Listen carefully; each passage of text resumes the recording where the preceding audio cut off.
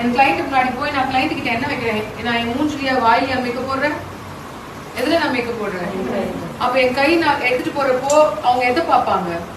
நீங்க அந்த மரியாதையை அவங்க கிட்ட கேட்க தேவையில்லை, ஆட்டோமேட்டிக்கா உங்களுக்கு கிடைக்கும். சோ அதுக்காக தான் நீங்க இதெல்லாம் செஞ்சு பாருங்க, நீங்க இதை எல்லாத்தையும் பிராக்டிஸ் பண்ணுங்க. ஒரு மாதிரி எப்படி நான் வந்துட்டு ஒரு ட்ரெஸ் ப்ராப்பரா போடல, எனக்கு ஒரு மாதிரி அன்கம்ஃபர்டபுளா இருக்குமோ அந்த மாதிரி. எதனால ஆஸ் மேக்கப் ஆர்டிஸ்ட் நான் வந்து எனக்கு எல்லாருமே நான் ப்ராப்பரா டியூன் பண்ணி வச்சுக்கணும்னு நான் நினைப்பேன். இப்போ என்ன பாக்குறப்போ they have to see everything how I am. நான் சொன்னேன் இல்லையா, நம்ம பண்ண போறது மேக்கப் யாருக்கு, எந்த ஜெனரேஷனுக்கு நம்ம பண்றோம். இப்ப அவங்க எவ்வளவு தூரத்துக்கு உங்களை நோட் பண்றாங்க, உங்களை டாப் டு டோ, நீ என்ன பிராண்ட் ஆஃப் ட்ரெஸ் போட்டிருக்க, நீ எப்படிப்பட்ட இது பண்ணிருக்க. சோ அந்த மாதிரி இருக்க காம்படிஷன் வரல. பேசிக்கான ஒரு விஷயம் தான் இது. இது ரொம்ப காஸ்ட்லிலாம் நீங்க நினைப்பீங்க, கிடையாது.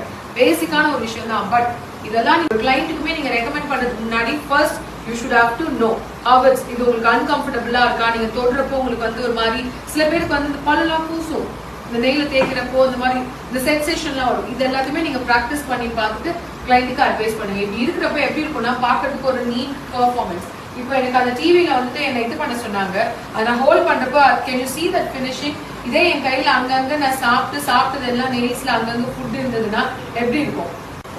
அட்லீஸ்ட் பேசிக்கா ஒரு மெனிக்யூர் பண்ணிருக்கும், பேசிக்கான ஒரு பாலிஷ் இருந்தாதான் மரியாதையா இருக்கும். ஸோ நீங்க ஃபர்ஸ்ட் உங்களை நீங்க டெவலப் பண்ணிக்கோங்க. ஸோ அப்படி